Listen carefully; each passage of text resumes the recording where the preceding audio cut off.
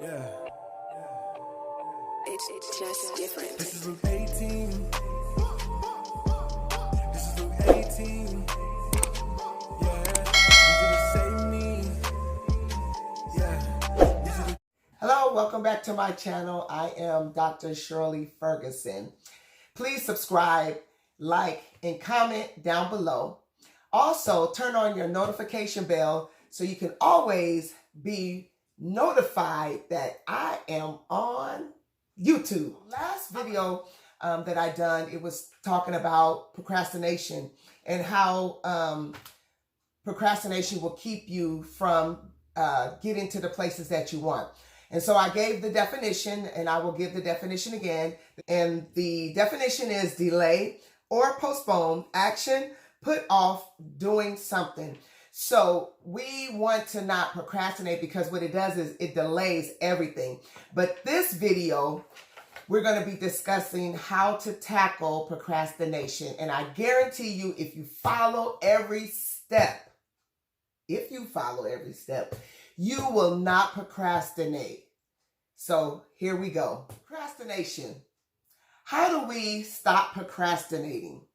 There's a saying that I heard where it says, how do you eat an elephant? And it says, one bite at a time. What does that mean? That means you do whatever you have to tackle or whatever your task is, you have to do it one bite at a time. Don't try to do it all at once because, listen, when you try to do that, you get overwhelmed. I know. I've done it. I have an office, and the papers will pile up, mail will pile up, all these envelopes, and that you open them. Well, I do. I open them, and then I look at them, and I put them aside, and then leave the office, and then weeks, I go back in the office, it's all piled up, right?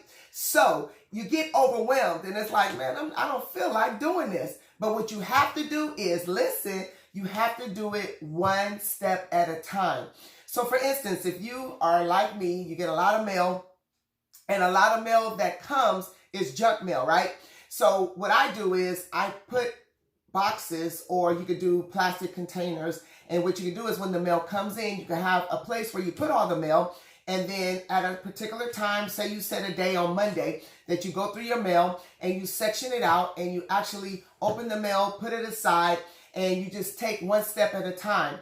When you do it that way, you don't get overwhelmed. When you try to do all of it all at once, you usually get overwhelmed. I know I do. And so doing that, if you do it one step at a time, it will ease the pain of being overwhelmed. And when you're overwhelmed, you won't do it. You just keep procrastinating, and months will come and you have mail that you should have opened. And sometimes you don't even realize you have mail that it was a bill, or it could have even been a check that you could have got, but you didn't know because you never opened your mail, right? So organization is a part of learning how to not procrastinate, because once you organize things, it's easier for you to find it. Like you get a call or you see something on your bank statement and it says that you purchased something for $200 or $50 and you can't remember. Well, if you have your statements all together in an organized place, it's easier for you to go back and look at that. And I know a lot of people are not paper friendly, but I am a paper person. I know this new age, everything is on your phone, but I'm not like that. I have to have the paper so I could go back to it and look at it, and then I could tell that it was something that I actually purchased or didn't purchase. So being organized is part of not procrastinating, because once you're organized, you don't have to really procrastinate. You help yourself by doing it one day at a time. And so the last video, I talked about persistence. So let's talk about persistence. What is persistence? Persistent is the act or fact of persisting. So when you get persistent at something, you do it and you keep doing it and you keep doing it. Procrastination is you do it one time and you don't do it no more. So being persistent is always tackling that thing over and over and over. Being persistent with, say, saving. Being persistent with speaking good about yourself. Being persistent with cleaning. Being persistent with speaking things over your kid's life that are really good. So when you be persistent about something, actually it turns into a habit. And when you have a habit of being persistent, then everything that you do, you'll be persistent at doing it. And what happens is it makes your life easier, right? So, like for me, being persistent with, I'm a person who goes to the gym.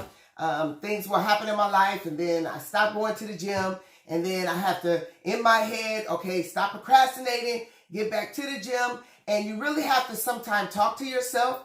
You're not answering. You're just talking to yourself, you're just telling yourself something, right? So you want to tell yourself, like I have to tell myself, get up, just go to the gym because it's worth it, right? So once I start doing it, I will be persistent at doing it. And I get up every day. I do 6 days out of the week, and I'm persistent at doing it, right? And so once I'm at that place of being persistent, it's easy for me when the alarm goes off, just get up and just do it. And so that keeps me from procrastinating of getting to the gym, getting up and going to the gym, right? So for me, it's going to the gym. Yours could be whatever it is. Then the second thing I talked about was discipline, training that makes people more willing to obey. Woo, discipline. That's like disciplining your kids. When my kids were little, I had to discipline my kids to make them do right? Now, I didn't beat them,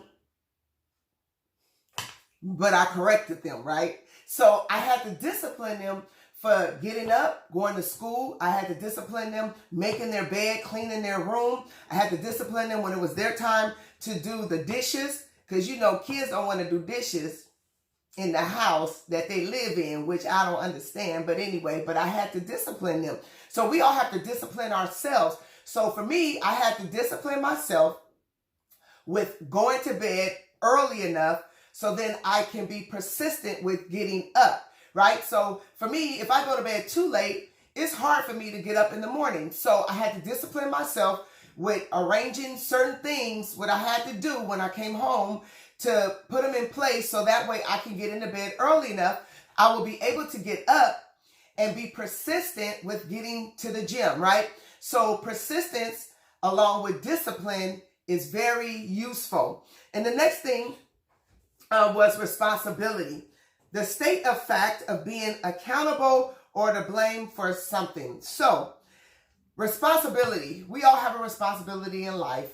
Mainly if you're a parent, or if you have children, or you're a foster parent or whatever, your responsibility is taking care of the children, of the kids, and whatever else your responsibility. It could be your job, it could be your business, it could be taking care of the elderly. Whatever your responsibility is, it's a state of fact of being accountable. So you have to be accountable. There's no way you can keep a job or even have a business if you're not responsible, right? Being responsible is going to work, doing the work that you're supposed to do, even in your own business. I hear a whole bunch of people, I'm an entrepreneur, I'm the boss, I'm the head boss, I'm the lady boss, all that stuff. But if you're not responsible, you're really not the boss that you think you are.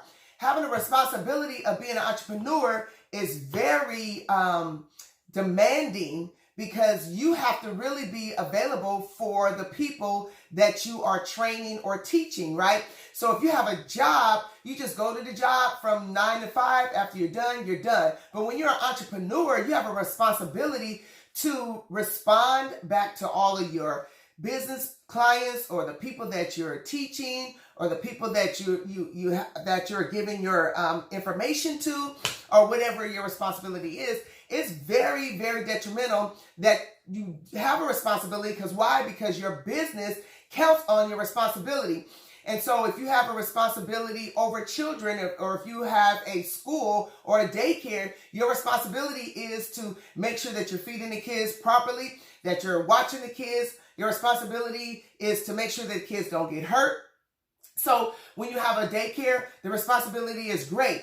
Just like being an entrepreneur is really a big responsibility. And then it comes along with being disciplined, right? Because you have to be disciplined with the responsibility of being an entrepreneur. And then you have to be persistent, because nobody's going to follow you or even want any information from you if you're not persistent. Who wants to follow somebody and, you start off good for the first week or the first couple of days, and then we try to reach out to you and you're never around, or the products that you're selling, you don't never have them, right? It's like going to a restaurant and they have all the menu of everything that they have available.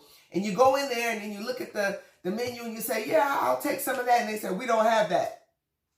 Well, I'll take some of that. We don't have that either.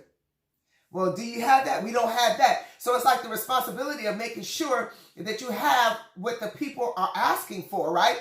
Because you have to have a supply for a demand. If you don't have the supply, well, then there won't be a demand for it, right? So it's persistence, it's discipline, and then it's responsibility. The next one is resourceful.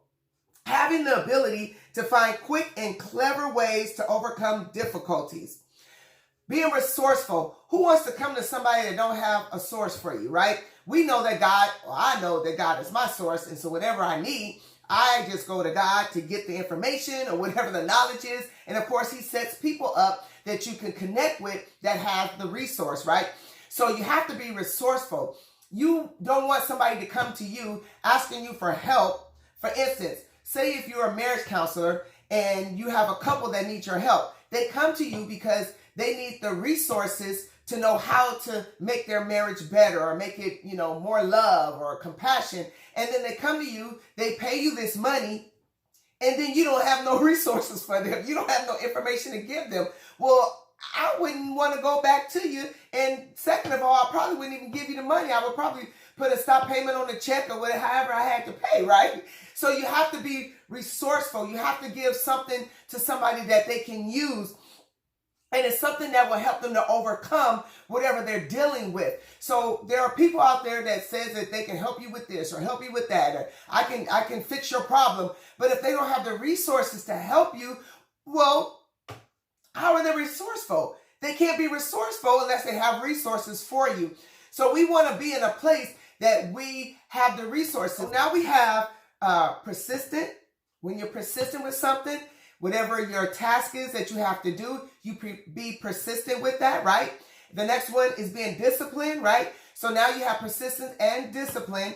So then you have the responsibility because you have to make sure that you get these things done. That's all a part of not procrastinating. The next one is resourceful. So when you take these 4 steps, being persistent, how can you procrastinate if you are persistent? You can't. So when you look at all 4 of these steps, all 4 steps will help you not to procrastinate. Now, you can't step over one and fix the problem. That's like trying to lose weight. You can't step over exercise or not eating right and think you're going to lose weight, right? Or just you're going to take pills. That's not going to happen. So with all these 4 steps, it's guaranteed that with persistence, with discipline, with responsibility, and being resourceful, you will be able to get the task done. Being resourceful and being responsible, being persistent, and being disciplined, all 4 of those are major key to not procrastinating. So when you look at all 4, is that something you can do? Yes. Can you be persistent? Yes. Because why? You have control over your body, right?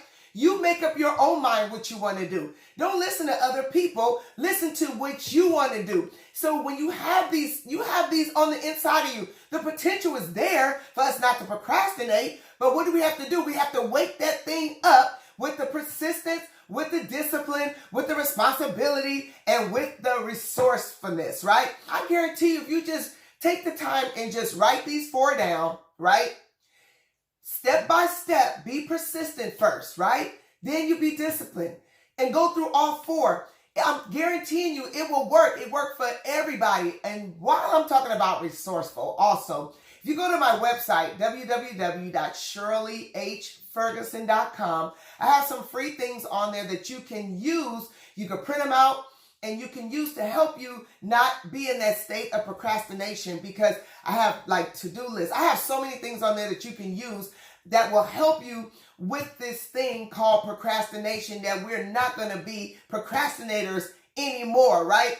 We have to stop procrastinating because it delays our freedom. It delays our victories. It delays our freedom, right? It delays everything that we want to accomplish in life. So if we stop procrastinating, we can actually get to that place that we have on our vision board, that we have in our mind, that we have told people that we were going to do and accomplish.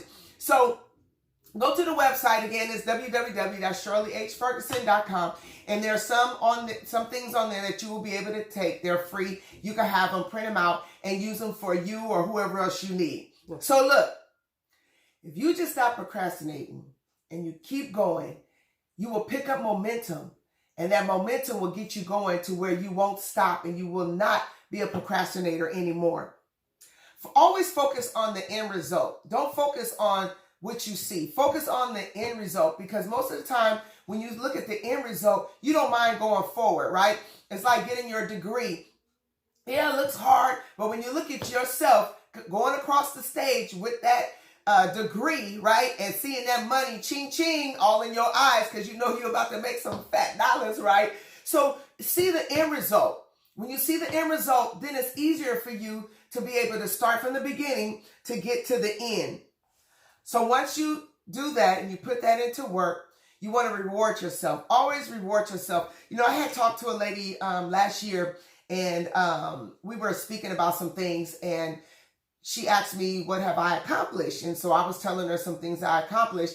And then she asked me, did you reward yourself? And I'm like, reward myself? No. She said, you didn't celebrate? And I'm like, well, no, it's just stuff that I do. She said, no, you need to reward yourself. Celebrate yourself. Anytime that you accomplish something, celebrate yourself. And so when she told me that, I kind of at first was like, celebrate myself, because that's just the way that I was thinking in my mind. But I had to realize, no, you're right. You know, when you write books or you accomplish certain things, you get degrees, you get certificates, you do need to celebrate yourself, because you want to know that you have accomplished these things. Because if you don't celebrate yourself, it's almost as if it don't really matter. When it really does matter, you did something that you never did before. That's an accomplishment. I don't care. I always talk about weight. If you lost 3 pounds, celebrate. Now, don't go and eat to celebrate. I'm just saying, celebrate yourself that you know that you accomplished this thing. Drinking water. I always tell people about drinking water.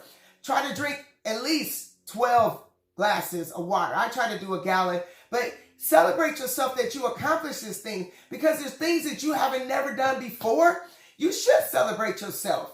So now that you have those tips, you have the website to go to, you have all this information. So I have a question. So now what you gonna do, big boss? What you gonna do? Let me see you put these things to action. What you gonna do? You gonna make it happen or not? You gonna keep being a procrastinator or not? Now, if you just want to be a procrastinator, that's up to you. But I'm talking to those that want to stop procrastinating. It's really up to you to stop procrastinating. You have all the tools now. Now, all you have to do is put it into action. So if you could just comment down below some of the things that you procrastinate with, and let me know if this video has helped you in any type of way. And again, go to my website, www.shirleyhferguson.com. Yes, I'm giving it to you again, www.shirleyhferguson.com. Make sure that your notification bell is on for the next video. And remember, getting free from people is the key to unlock your full potential. Until next time, see you later.